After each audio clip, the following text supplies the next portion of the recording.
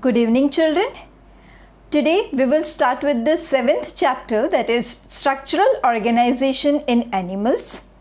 In our last video we have completed with the 5th chapter, that is Morphology in Flowering Plants.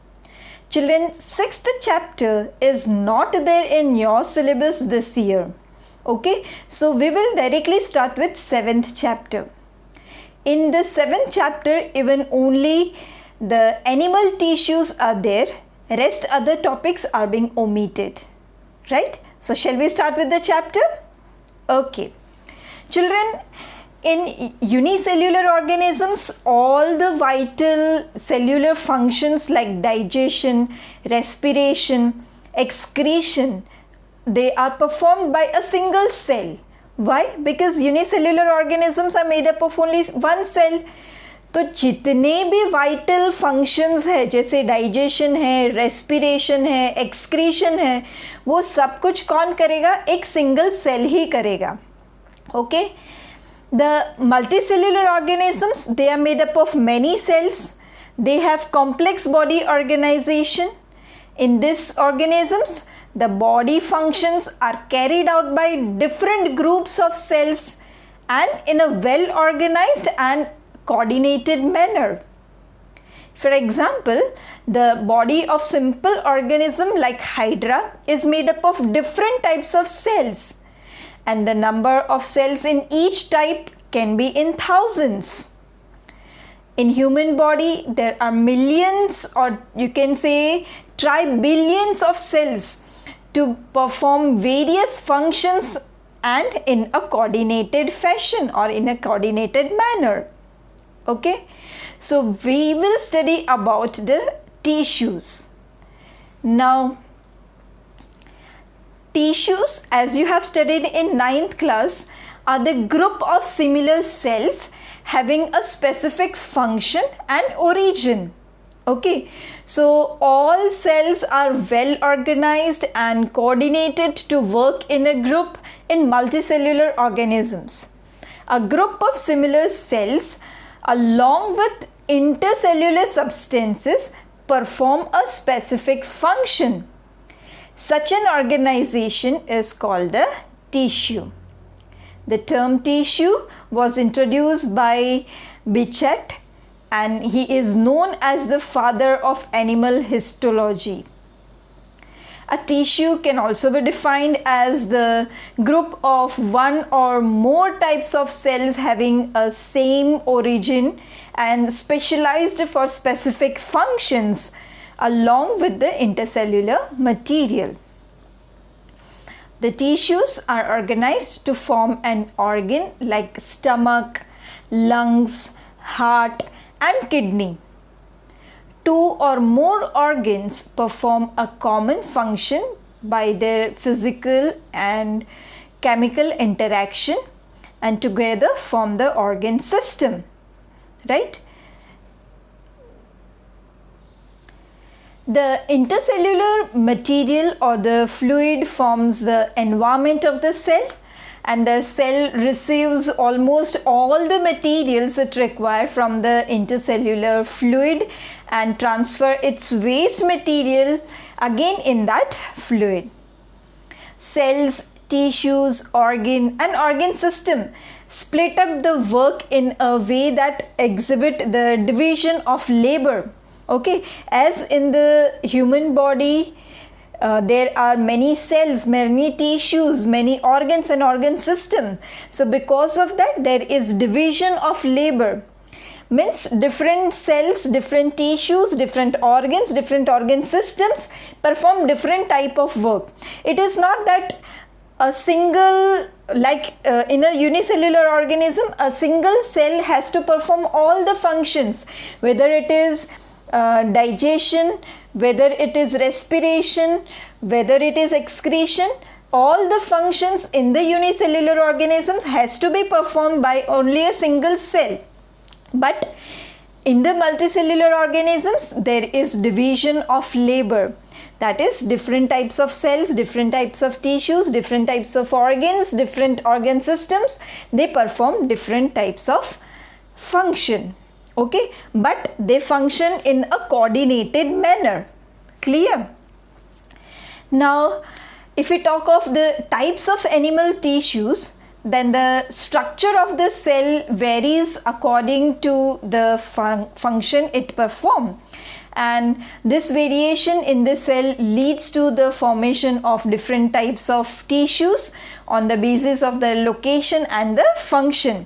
The first type of animal tissue is the epithelial tissue, then connective tissue, then muscular tissue, and the neural tissue. So these are the 4 different types of animal tissues. First we will start with the epithelial tissues. Children, epithelial tissues or epithelium covers both external and internal surfaces of the animal body. The epithelial tissue has the free surface which faces either a body fluid or the outside environment, and thus provides a covering or a lining for some parts of the body, right? The cells of this tissue, that is epithelial tissue, are compactly packed. They are compactly arranged. That means they have very little intercellular spaces. ठीक है, sales के बीच की जो spaces है ना वो बहुत कम होती है, and because of that they are compactly arranged, या फिर हम बोल सकते हैं वो टाइटली पैक्ड है एक दूसरे से. Okay, then adjacent cells of the epithelial tissue, they are held with each other by the intercellular junctions, and epithelial tissues, they lie on the thin non-cellular basement membrane, right? And blood vessels are not present in the epithelial tissues, and materials are exchanged by the diffusion process between the epithelial tissues and the blood vessels of the connective tissues across the basement membrane. जो basement membrane है उसके द्वारा या फिर उसके through their will be exchange of material, okay, and that is because of the diffusion process.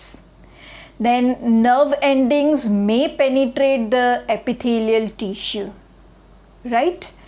Now, epithelial tissues are further of different types. They are broadly classified into 2 groups. The first one is the simple epithelial tissue and the second one is the compound epithelial tissue. As in simple epithelial tissue, it is written here single layered. So simple epithelial tissue is made up of single layer of the compactly arranged cells which rest over the non-cellular basement membrane. Okay, see here it is written it is composed of a single layer. तो एक ही layer से ये बना है, एक ही layer का cell होता है, सेल्स होते हैं which forms a single layer. So simple epithelium is made up of a single layer of cells and it lies or it is it rests over the basement membrane, and epithelium occurs over the moist surfaces where a little wear and tear occurs by friction.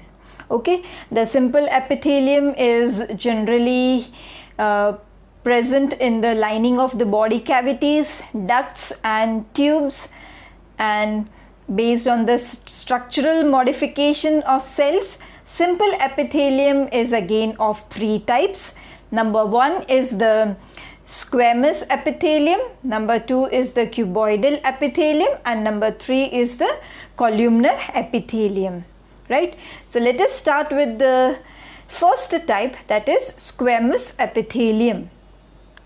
Children, the squamous means squama, right, which is nothing but the scale, is formed of a single layer of closely arranged flattened polygonal cells which forms bulges on the cell surface. The given cells that means the cells of the squamous epithelium, they are held together by various types of the junctions, mainly the tight junction, and the cells of the squamous epithelium appear as the tiles over a floor. Okay, and they are also known as pavement epithelium, right? They are found in the walls of the blood vessels. They are found in the alveoli of the lungs, in the Bowman's capsule, okay, and they are found in the lining of various components of blood vascular system, right? And simple squamous epithelium performs the function of protection, means as it forms the lining, it protects the parts. It also performs the function of excretion. It helps in exchange of gases and also in the secretion of coelomic fluid, right? Now we will study about the second type of epithelial tissue, which is the cuboidal epithelium or cubical epithelium. Children, this cuboidal epithelium or cubical epithelium is composed of a single layer of cube-like cells. The epithelium lies on the basement membrane. This epithelium also, it lies on the basement membrane, and nucleus is rounded and it is placed centrally. Nucleus कैसा है? Round है और center में है. The free surfaces of the cells may be smooth or it may bear the microvilli. ठीक है? Now this microvilli increases the surface area of the free ends of the cell by many times, and the simple cuboidal epithelium, it is commonly found in the ducts of glands, in the tubular parts of nephron, in kidneys, ovaries, in the seminiferous tubules of the testes, right? And the main function of the cuboidal epithelium is protection. It protects. It helps in secretion, absorption, excretion. Okay, these are all the functions of the cuboidal epithelium, right children? So now we will move to the next, that is the third one, that is the columnar epithelium, simple columnar epithelium. Simple columnar epithelium is also composed of single layer of cells, but the cells are tall and slender.